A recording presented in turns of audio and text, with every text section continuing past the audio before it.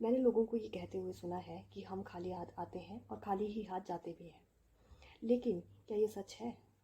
क्या ये सच है हम खाली हाथ आते हैं और खाली ही हाथ जाते हैं? हम जो बीज बोते हैं हम वही फल खाते हैं। हमारी सोल, हमारी बॉडी दोनों एक ही हैं वैसे तो। मुझे ये दोनों अलग नहीं लगती हैं। अगर आपकी बॉडी है तो आपकी सोल है, आप फील करते हो। अगर बॉडी नहीं है तो सोल भी नहीं है। लेकिन सोल आपकी पास्ट लाइफ से कनेक्टेड है, बॉडी नहीं।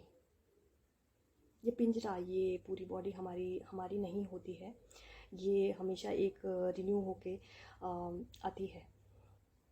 लेकिन सोल के हमारे कुछ पास्ट कर्मास होते हैं जो हमारे साथ आते हैं और हमारी इस लाइफ के कर्मा हमारे साथ जाते हैं। इसके लिए मैं आपको एक छोटी सी कहानी शेयर करना चाहती हूँ। एक स्टोरी है छोटी सी।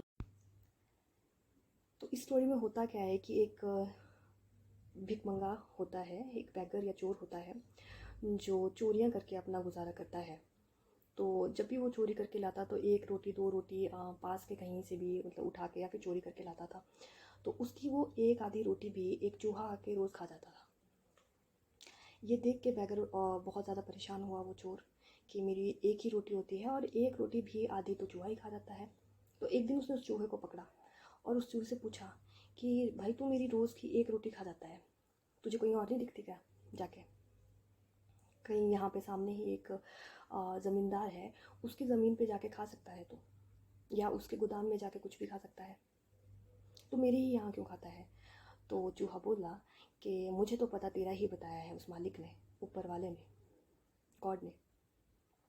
मुझे तो तेरा ही पता दिया और मैं तेरा ही खाऊंगा। तेरे पास चाहे एक रोटी, तो तेरे पास चाहे एक रोटी हो, दो रोटी हो या आधी रोटी हो, जो तेरे पास होगा मैं वही खाऊंगा और उतना ही खाऊंगा जितना मुझे मेरे परम पिता ने कहा है खाने के लिए, परमेश्वर ने कहा है। तो बैगर बहुत हैरान हुआ। चोर को लगा कि ये तो बड़ा तथ्य वाला बात बोल के गया। अब मैं इसका जानने के लिए, इसके उत्तर को जानने के लिए किसके पास जाऊँ? तो उसने सोचा क्यों ना मैं गौतम बुद्धा के पास जाऊँ और ये पूछूं कि ये जो ये कर रहा है, ये कर्मा ये क्यों कर रहा है और मेरे साथ क्यों? तो निकलता है वहाँ से। और जब निकलता है, निकलते निकलते रात हो जाती है उसको। तो चलते चलते थक जाता है, थका हारा। वहाँ पे एक राजा होता है और राजा के महल से वो गुजर रहा होता है। राजा ने उसे देखा कि कोई गरीब वहाँ से गुजर रहा है, तो क्यों ना मैं इससे बात करूँ। थका हारा लग रहा है, लगता है नीड है इसको खाने की, भोजन की। तो जो राजा होता है वो भोजन करते समय उसे, चोर को, बैगर को बोलता है कि तुम जा कहाँ रहे हो और तुमको अगर कपड़ा वस्त्र इत्यादि की अगर ज़रूरत पड़े तुम यहाँ से ले जा सकते हो और खाना भी। तो चोर बैगर बोलता है कि मैं गौतम बुद्धा से मिलने जा रहा हूँ, मेरे कुछ प्रश्न हैं, मुझे उनके उत्तर चाहिए। तो राजा प्रसन्न होता है कि ये जो इंसान है ये गौतम बुद्धा से मिलने जा रहा है, तो बहुत ही महान व्यक्ति है, महान उद्देश्य से ही जा रहा है। तो अगला ही दिन होता है, सुबह सुबह जैसे ही बैगर चलने लगता है, चोर चलने लगता है, तो राजा उसको बुलाता है कि वो जाने वाले, मेरा भी एक प्रश्न है, क्या तू पूछेगा जाके गौतम बुद्धा से? ज़रूर पूछना कि मेरी एक बेटी है, अंधी है, गूंगी है, लंगड़ी है, वो कब चलेगी, कब सही होगी, कब मेरी बेटी एकदम सही हो जाएगी? यही प्रश्न उनसे जाके पूछना। आगे चलते चलते एक जंगल आता है, एक जादूगरी वाला जंगल जहाँ पे जादूगर रहता है। और जादूगर बहुत ज़्यादा बूढ़ा होता है और जादूगर उस बैकर से पूछता है, वो जाने वाले कहाँ जा रहे हो? ये जंगल मेरा है और मैं तुम्हारी मदद कर सकता हूँ। तो बैकर बोला कि अच्छा, ये जंगल तुम्हारा है और तुम अगर मेरी मदद कर सकते हो तो मैं गौतम बुद्धा से मिलने जा रहा हूँ, क्या तुम जानते हो गौतम बुद्धा कहाँ रहते हैं? तो जादूगर बोला हाँ, मैं तुमको वहाँ तक पहुँचा दूँगा, नदी के पास, वहाँ से पार तुमको खुद ही जाना है फिर। लेकिन मेरा भी एक प्रश्न है, क्या तुम मुझसे पूछोगे जाके? तो जादूगर ने जब ये कहा तो बैकर बोला हाँ ज़रूर, क्यों नहीं। तो कहता है, मेरी पूरी बॉडी एग्जिस्टेंस को यहाँ पे घूमते घूमते सालों साल हो गए, सालों साल बीत गए, मैं बूढ़ा हो गया लेकिन मृत्यु नहीं आ रही, मैं बहुत ज़्यादा परेशान हूँ। इसका प्रश्न का उत्तर ज़रूर पूछना गौतम बुद्धा से। तो जादूगर ने उसकी मदद कर दी और मदद करके वो पहाड़ी के पास एक नदी के पास पहुंच जाता है। लेकिन अब नदी के पार जाने के लिए जादूगर ने कहा ये तुम्हें ही पार करनी है, और जादूगर वहाँ से लुप्त हो जाता है, गायब हो जाता है। अब जब बैगर पहुँचता है एक नदी के किनारे, नदी को पार भी करना था, जादूगर वहाँ से लुप्त हो गया, भाग के चला गया। तो सोचते सोचते उसे नज़र आया एक टर्टल, एक कछुआ। कछुआ से पूछता है ओ जाने वाले कहाँ जा रहे हो? तो बैगर बोला मैं तो गौतम बुद्धा से मिलने जा रहा हूँ। और तभी कहता है कछुआ कि मेरा भी एक प्रश्न है, तुम तो गौतम बुद्धा के पास जा रहे हो, बहुत बड़े कार्य के लिए जा रहे हो, मेरा एक प्रश्न है, ज़रूर पूछना। मैं बूढ़ा हो गया हूँ, 100 साल हो गया, मेरी आत्मा को भी तृप्ति नहीं मिल रही है इस बॉडी से, मुझे तृप्ति चाहिए, मैं तुम्हारी हेल्प करूँगा इसके लिए, तुम जाओ, मेरे प्रश्न का मुझे उत्तर चाहिए। और यह बात सुन के जो बैगर होता है वो कहता ठीक है, और दूसरे छोर पर, दूसरे किनारे पे उसे छोड़ देता है कछुआ। जैसे ही कछुआ उसे छोड़ता है और कछुआ वहाँ से चले जाता है, गौतम बुद्धा के सामने बैठा होता है वो बैगर। और गौतम बुद्धा कहते हैं कि आप आए हो, केवल 3 प्रश्नों का मैं उत्तर दूंगा। अब बैगर के पास थे टोटल 4 प्रश्न, पूछने थे केवल 3। असमंजस में फंस गया बहुत ज़्यादा, सोचने लगा किसके प्रश्न को पूछूं और किसके को छोड़ूं। अंत में वो निश्चय करता है कि मेरे प्रश्नों का इतना ज़्यादा मूल्य नहीं है। मेरा क्या है, मेरा खाना खा रहा है, सिर्फ खाना ही खा रहा है, रोटी खा रहा है, कोई बात नहीं, रोज़ खा लेगा चूहा। लेकिन इन लोगों के प्रश्नों का उत्तर जानना बहुत ज़्यादा इम्पोर्टेंट है, बहुत ज़्यादा महत्वपूर्ण है। तो पहला प्रश्न वो पूछता है गौतम बुद्धा से कि एक राजा है और उसकी बेटी अंधी, गूंगी, लंगड़ी है, कब सही होगी?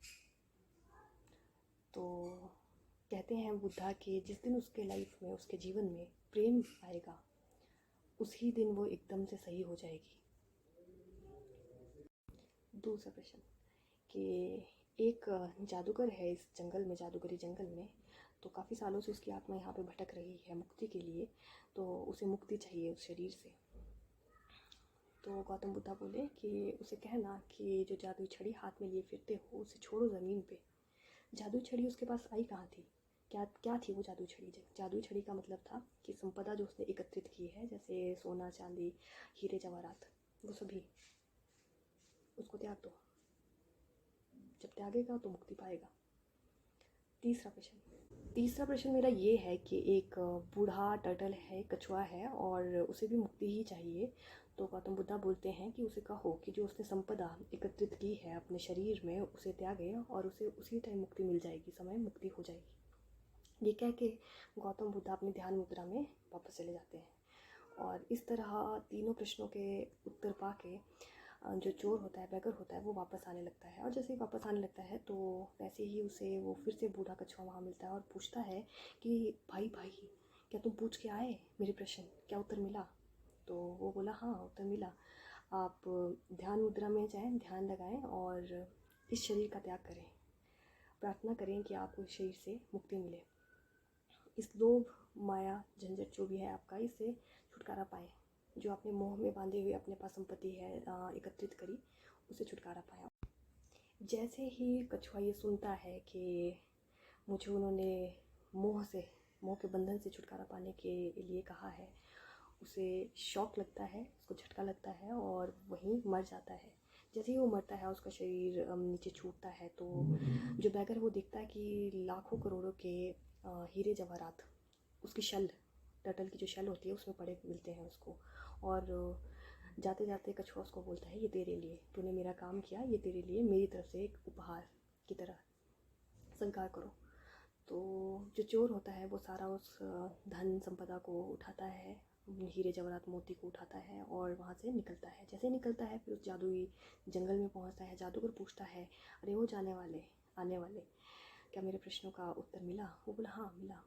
तुम ये जो तुम्हारे पास छड़ी है जादूगरी की, इसे छोड़ दो, ज़मीन पे फेंक दो, तुमको मुक्ति मिल जाएगी।